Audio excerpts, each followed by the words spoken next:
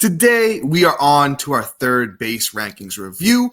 And do you need to take a stud like Vladdy Jr. or Jose Ramirez? Or can you wait a little bit and take somebody like a Mark Vientos or Junior Caminero? Find out on today's action-packed episode of Locked On Fantasy Baseball.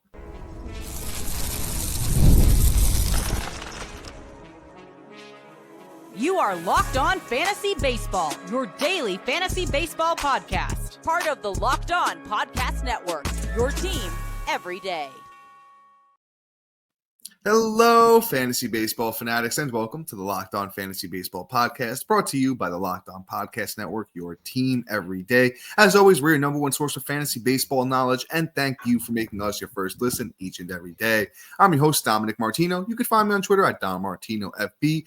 Here, as always, with my brother, my co-host, my partner in crime, Matthew Ane, and you can find him on Twitter at Matthew_Ane.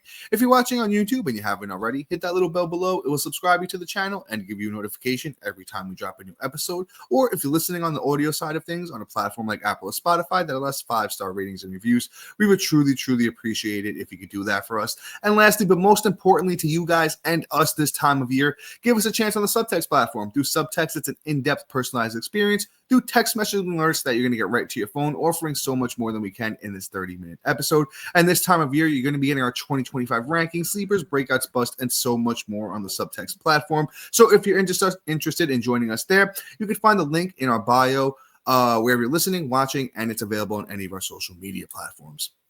And all right, Matt, once again, making our way around the diamond here. We're over at third base. Third base is an interesting one, Matt. So, you know what? I'm going to give it over to you here. Take the wheel and, take us on a journey a little bit here.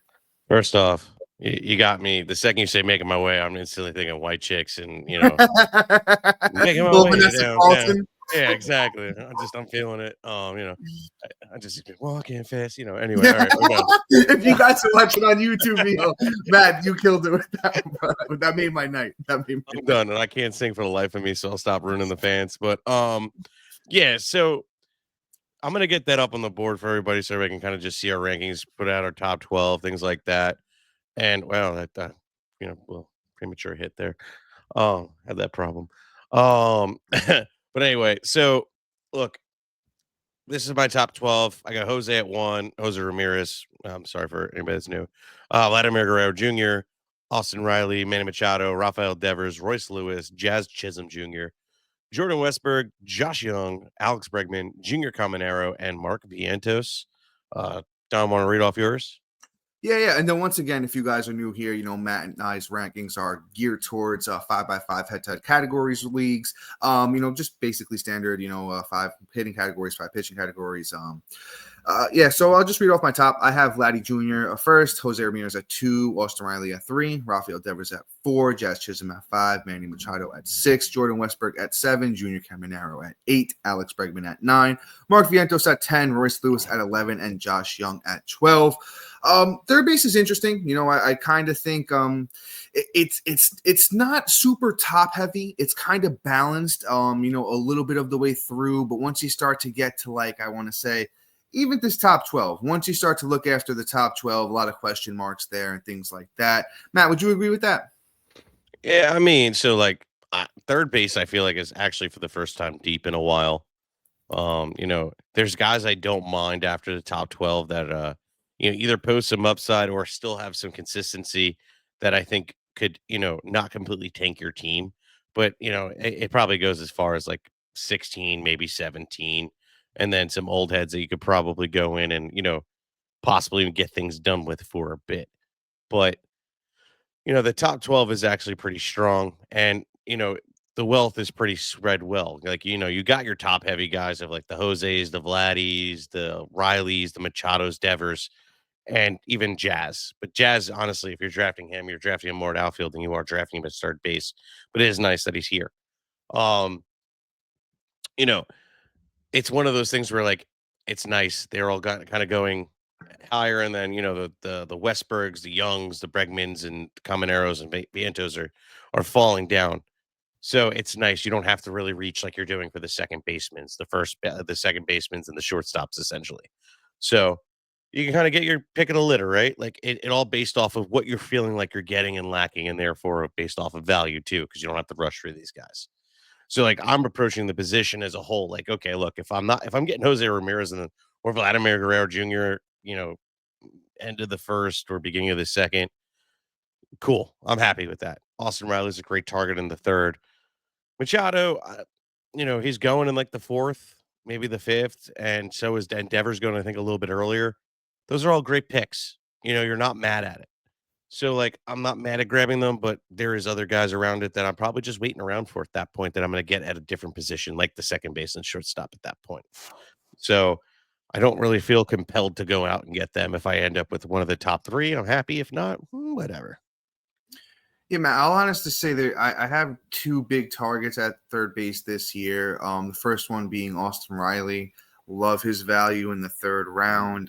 He's a very proven hitter, 40 home run upside with close to 280 plus batting average. That Braves team's going to be really, really good. So runs and RBI shouldn't be an issue either. And if I don't get Austin Riley in the third, I usually turn to Jordan Westburg. And the thing with Westburg that's really cool is that he has second and third eligibility, so he can kind of be that Swiss Army knife. If, let's say, you take him at third originally, like, all right, I kind of want to slot him in at third, and then you kind of wait, and there's a second baseman you want to, or there's a third baseman you want to grab rather. Okay, I could just move him over to second, and then I got myself, like you said, there are some third basemen that are outside of our top 12 that you could feel comfortable starting in a 12-man, league this year. So I definitely, like to do that strategy. I haven't taken a lot of Junior Caminero yet. As somebody that I really like. A young bat. I'll kind of get into, him a little bit, Matt, if you want to start talking about some of these guys specifically. Because we do have a little bit of a difference. It's not a huge difference. I got Caminero at 8. You got Caminero at 11.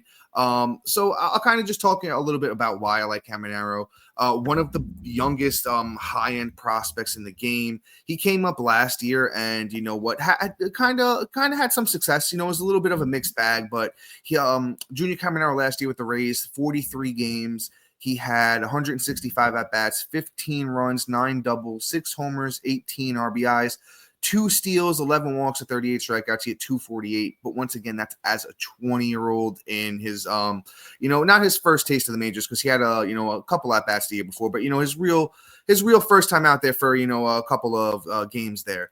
And Caminero has a great track record in the minors.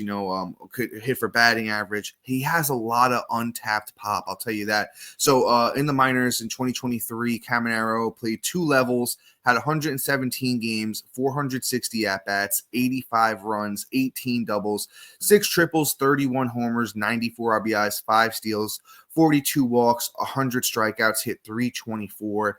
I really think in 2 to 3 years, he's going to be a first-round pick, if not like a second-round pick in fantasy baseball. I think his upside, maybe not this year, but, like I said, 2 years down the line, he could be a 35 home run guy, like 10 steals, hit 285 plus. He could almost be like Austin Riley, but, he has a little bit of speed in his game too. So I think Junior Caminero is definitely somebody that I like his ADP too. Last time I checked, it's not horrible. Pick 105. You can get him after pick 100. So, if you do want to wait a little bit at third base and you kind of played it safe throughout your draft, I like taking the upside pick in Junior Caminero. Yeah, it all depends. Like, we go back and we look at other guys that are kind of broken out, and we didn't have to start them at the position or draft them as high as we are with the Camineros, the Bobby Witt Juniors, other positional players that got the call from spring to now. And there's always that part where you're just like, are we going to see a Jackson Holiday season, or are we going to see a Bobby Witt Jr. season? And you don't really know. Right. And I'm not talking about, what they performed, more of just like the quality. Right. And it's on the fence. And the thing is, like, at third base, where Caminero is going versus like the targets that are going after him, I kind of just tend to kind of pass on him, not because I don't believe in the talent, but because I see Josh Young later, who obviously you could see I have ranked higher, who's honestly more proven than Caminero, because one, he already had his rookie year and succeeded. Last year was injury plagued with uncontrollable injuries of, fracturing his wrist and then needing surgery on it. So, we're not going to ding him on that. And Caminero still needs to prove it. So the fact that not only am I like Young more, and he's more proven, I feel is a little bit more safety, has a little bit more safety behind him, but is going at a better value. There's just better guys going around him. So I find myself avoiding him. But as for the rankings, it's also about safety. And that's pretty much where I'm going with, right? Like if Caminero was going later, it'd be a different conversation. I'd much rather have still the Young and the Bregman. I like the new landing spot. I prefer Bregman at that point. He still had a pretty decent career season last year, even though it's not that, this is kind of season, but if you catch my drift, but it's still good enough and it's still good third baseman and the value's still pretty good on him. So I'm not mad at it. Just again, I'd prefer other targets at that point. But I mean, the sky's the limit with the kid. So, it is what it is. And coming up next, we are going to be, talking about this all day long of who we should be targeting at third base right after this.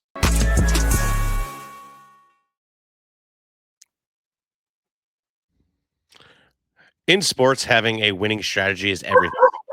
The best teams make it to the Super Bowl, win the World Series, and the Olympics. The same goes for having life-saving life like goes for life-having strategy like insurance from Select Quotes can protect your financial legacy and keep your family's future secure. Select Quotes makes it easier to find the perfect insurance policy as one of America's leading insurance brokers with nearly 40 years of experience. They've helped over 2 million customers find 700 billion in coverage since 1985.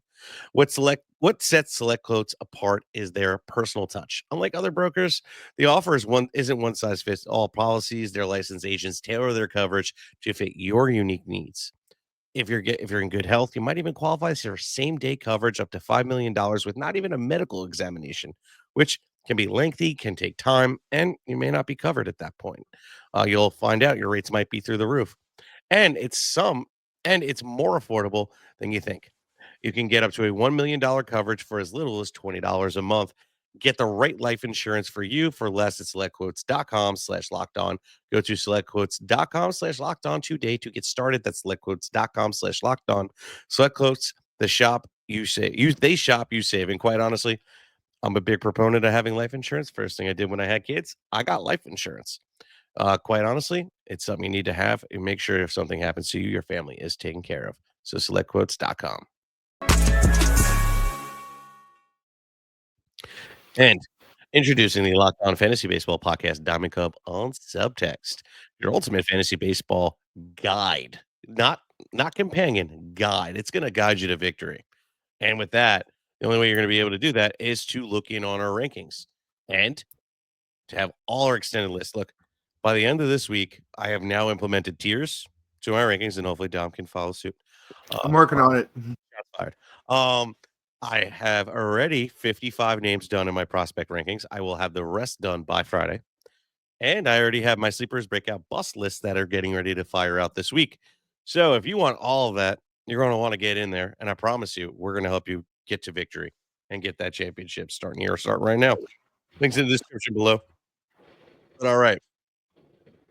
Last and final thoughts on Junior Caminero. Upside is absolutely astonishing.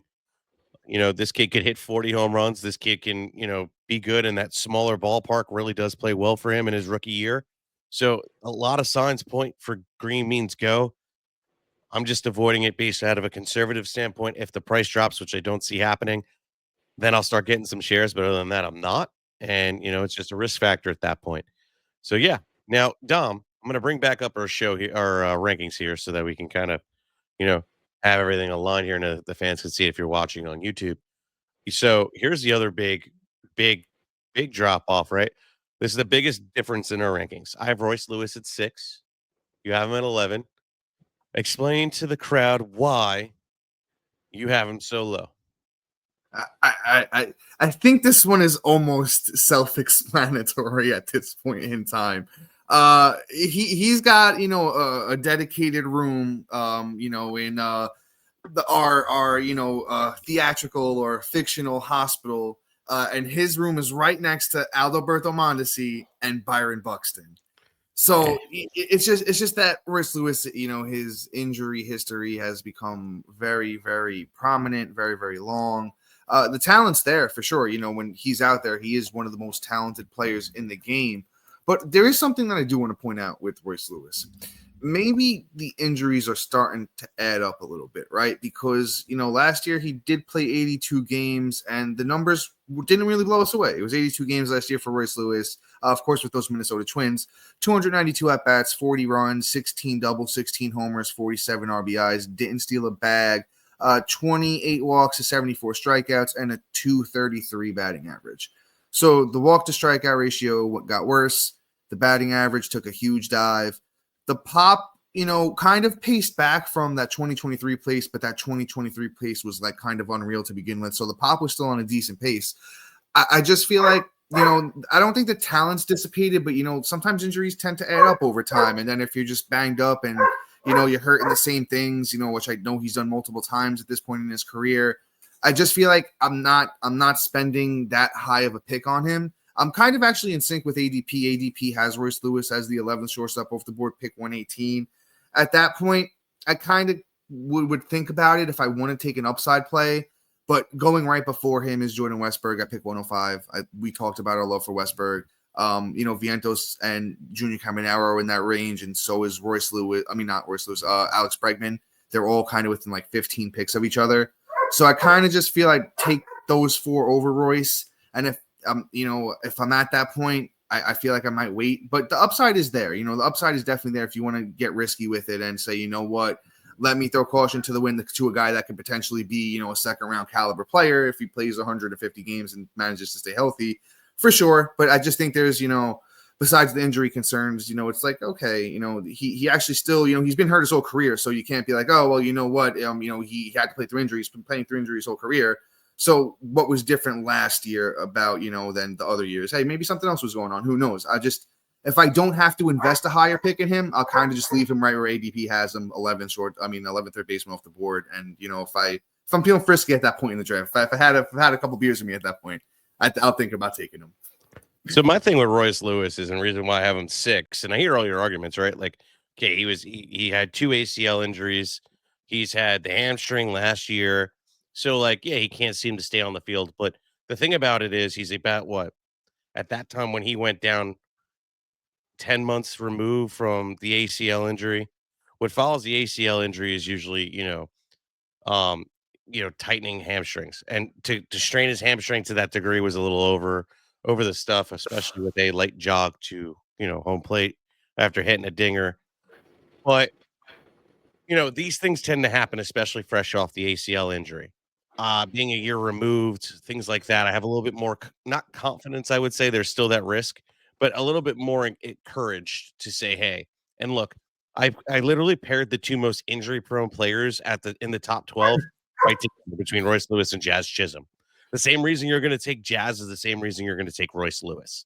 The ability, the proven ability in the MLB, maybe Jazz obviously a little bit more, but Royce Lewis is way more explosive and the talent is there. And if everything starts lining up between not just the power and the batting average and everything else is already displayed, but the sprint, the speed starts coming into play, kid has upside out the wazoo.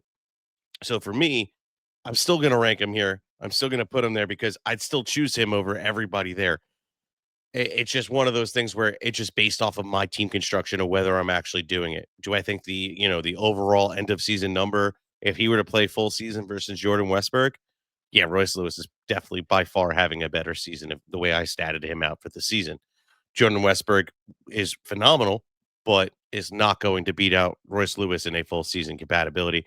And that's a guy I will take a shot on the talent. Being like we said, the talent pool is a little bit deeper. I can probably take that shot on him. Just again, based off of team construction. And I feel like the likelihood of him hitting versus the common arrow on the same hit, for, 2 sides of the coin, probably looking at him like crazy. Somebody that's already succeeded in the MLB and the bigs, and somebody that's on the way up. The risk you may feel is about equal, but it's not. There's an outright bust that can happen with a rookie, whereas there's just an injury away. Whereas when he's at least healthy, you're going to get a performance. So ultimately, that is kind of where I'm at with it. Coming up next, we're going to be breaking down all this wonderful stuff, talk about a couple other differences, and then probably finish it off with who we are targeting at this position coming up next.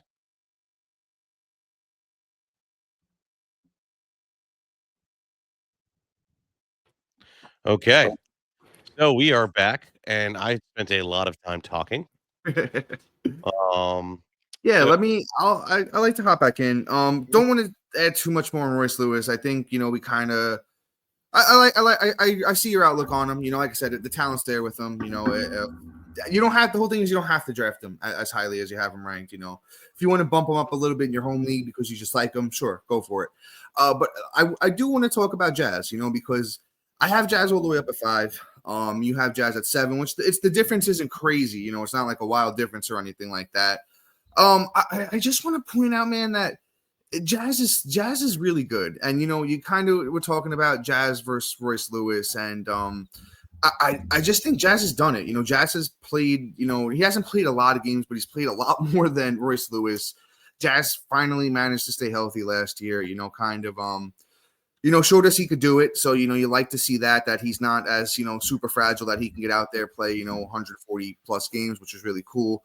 And the thing is that he kind of did what we wanted him to do, right? So well, not that anyone's really hating on him because he's coming off the board still as like the 5th third baseman, pick 36. So it's not really that anybody's truly hating on him, but 24 homers, 40 steals, 256 batting average. The walk to strikeout ratio wasn't anything to speak highly of, but he goes over to the Yankees now, right? And he gets to play a full season there. Hopefully, if he could stay on the field. I mean, I don't see. Let's see what I kind of want to see where roster resource has him hitting in this lineup, because that's going to be like a big thing. But I don't see how he wouldn't be at or near the top, to be honest with you, just because of what he can do with the speed. Yeah. So roster resource has him hitting 2nd. I love that spot for him. Right behind Volpe. And then Volpe, who could also steal bags, and then he's got Judge behind him, and Bellinger and Goldie and the rest of them boys who can drive him in for sure. So I think the runs are going to be really good. I think there's going to be more pop for Jazz in Yankee Stadium. So it's like a 30-40 season out of the question. I think absolutely not. The batting average, he's a career 249 guy. I expect him to hit around that. I just really love Jazz and what he could bring to the table. So when you're talking about a guy that could be 100 runs, 30 homers, 40 steals, and not kill you in batting average, and there's even a chance he can have 80 RBIs. I think Jazz is maybe being a little bit underrated. And then don't forget too, I mean, this might not be the greatest thing for his health. I hope they give him some days at DH, but he's supposed to start at second base. So, a week into the season, second base eligibility for Jazz, I think that makes him even more appealing pick at this point in time. So I like him better at 2nd than I do at out. I'll put it that way. But 3 position eligibility for him, 2nd, 3rd, and shortstop. I mean, probably just on Yahoo. I don't know if he has that eligibility everywhere. Don't quote me, but I know he definitely has. The price is a little high for me, but like other than that, like look, also too with Jazz, like there is some drop offs between 23 and 24. Average exit velocity is down a little bit, which I mean, you're not going to complain about 0.3 miles an hour, but the barreling and how often he created hard contact definitely took a dip. He went from 9.7. He has this year 9.7% of the time barreling and creating hard contact to 41%. Then going from barreling 12.2% and then hard contact that's still 41.8. Launch angle isn't that wonderful. He just really didn't really succeed. And I feel like the numbers for him in terms of power, I don't think are going to get any better. Like we're going to say the 30, 40, whatever. There's nothing that's goes from like one of the worst parks in the league in Miami to one of the best to hit in New York. I think definitely we should expect more power from him. I mean, he hit 11 home runs in 176 at bats while trying to get a contract and trying to win a World Series. I'm not mad at it. It's definitely a significant better pace than what he did in Miami. Don't get me wrong, but I want to see him do it again. I mean, we got to see him just do it. Like he's been his first full season, and now we're going to anoint this kid because he got 40 stolen bases. I don't see it. I really don't. I was a big fan when he was first coming up and going through things and he was dealing with his injuries, but then it just nothing really just screams, hey, this is the next big star in the league. You look under the hood and there's nothing that's really supporting what everybody's expectation is of him. I don't foresee it other than a decent exit velocity. That's it. That's all he might need. He barrels the ball up pretty well. I mean, in the stadium, he doesn't really have to do too much. And not that it's a huge difference, but if he played literally all of his games last year in Yankee Stadium, he would have had 28 home runs. If he would have played all of his games in Miami last year, literally every game that he played, it would have been 24. So at least there's a like 4 home run difference, closer to 30. I'll take it. I think, he could get a couple cheapies in the stadium too. I could definitely see him touching 30. And then, like I said, you're talking about a guy with 100 runs, 30 homers, 40 steals, 250 batting average. That's one of the better players in the game, especially at second base. I don't think it gets a lot better than that. But we spent a lot of time here on Jazz. Matt, anybody that you feel you want to talk about on this list, or maybe even outside of the list if you're feeling a little frisky for it. So, I mean, here's the deal, right? Like, we got 5 minutes left. Let's dig into one more guy before we talk about anything else. And quite honestly, let's talk about Mark Vientos. That's a fun And name. I like it. it is. And with Mark Vientos, this is a very, very, I would say, not controversial, but a very enticing name to draft this year. And quite honestly, I look at him and I say, okay, I see the hype. I see why everybody wants him, right? He poses a threat for power. He poses you know, a nice addition with the addition of, Soto, and now the return of, Alonso and things like that. And now you add this kid into the mix. There's a lot of upside with him, right? The ribbies and runs should see an improvement as long as he hits higher in the lineup. The 27 home runs through 413 at bats. The fact that he was able to walk away with 266 batting average. You look at, okay, guys like Caminero that we expect all the upside. This kid's already done in the season. Why is he ranked lower for me? Well, the thing is, I feel like it's a little bit on the shallower end. Yes, you look at all the underlying stats of like the average exit velocity, the slug, the barreling, and the hard contact rate, all looks phenomenal. I'm not believing the batting average. I think that's going to be significantly lower. I think that's going to be more like a 233. I feel like, you know, even the runs and ribs, I may be limited depending on, if he's going to be more of a streakier guy, he's going to be hitting lower in that lineup, which then is going to cap his ability to perform for fantasy and kind of put you in like a Michael Harris situation where the potential might be there, but he's capped by where he hits in the lineup. And nobody's good at that end of that lineup. So I'm torn when it comes to Mark Vientos, hence why he's there at 12 with the most upside. But when it comes to me actually having to pull the trigger, I usually find myself passing. Yeah, I hear you with Vientos, Matt. I've kind of been in that same bandwagon. I haven't in all the mock drafts I've done. I haven't really found myself drafting a lot of Vientos. Like you said, the power's legit. The one thing about Vientos is the power's legit. I love the fact that he excelled in the playoffs. Really showed you he could shine in those big moments. Didn't let the spotlight bother him.